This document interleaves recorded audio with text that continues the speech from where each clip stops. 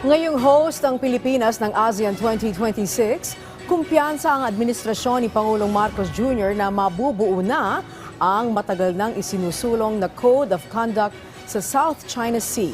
Samantala, nagbabala naman ang Department of Foreign Affairs na maging maingat sa iba't ibang hakbang na posibleng magpalala sa relasyon ng Pilipinas at China. Si Clazel Pardilla sa Sentro ng Balita Live.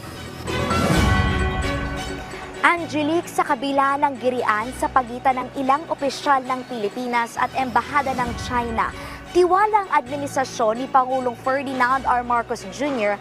na makabubuo ng Code of Conduct sa South China Sea.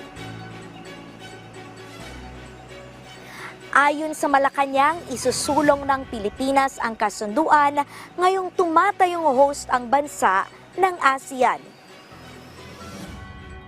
Sinabi din po ng Pangulo na siya ay umaasa na magkakaroon po at magkakaroon na po ng agreement regarding dito sa Code of Conduct.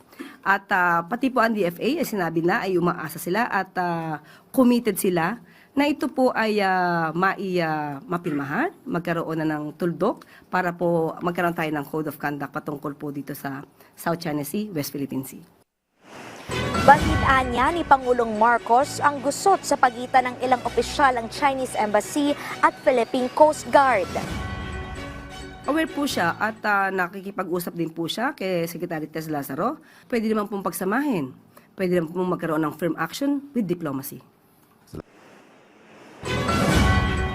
Matatandaang nag-ugat ang World War matapos batikusin ng Embahada ng China ang Transparency Initiative ni PCG spokesperson for the West Philippine Sea, Commodore J. Tariela. Natahasang ibinubulgar ang pambubuli at mga agresibong aksyon ng China sa West Philippine Sea. Tinitingnan na ng DFA ang posibleng paghahain ng Senado ng resolusyong nagdedeklarang persona non grata sa ilang diplomat ng China.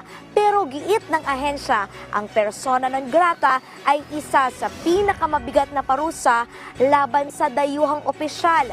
Huling hakbang ito at ginagamit lamang kapag wala ng ibang paraan para ayusin ang problema.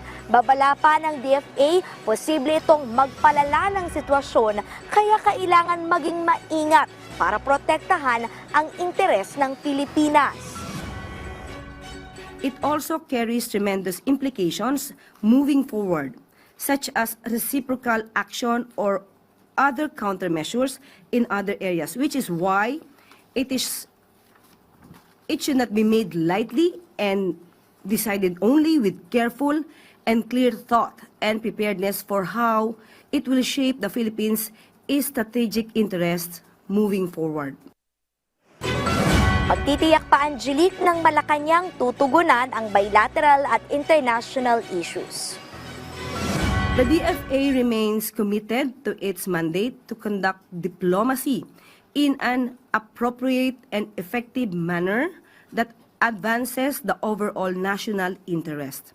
It is in direct communication with the Chinese government on various bilateral and international issues that are of great importance to the Philippines. At yan na muna ang pinakahuling balita. Balik dyan sa studio, Angelique. Maraming salamat sa iyo, Clazel Pardilla.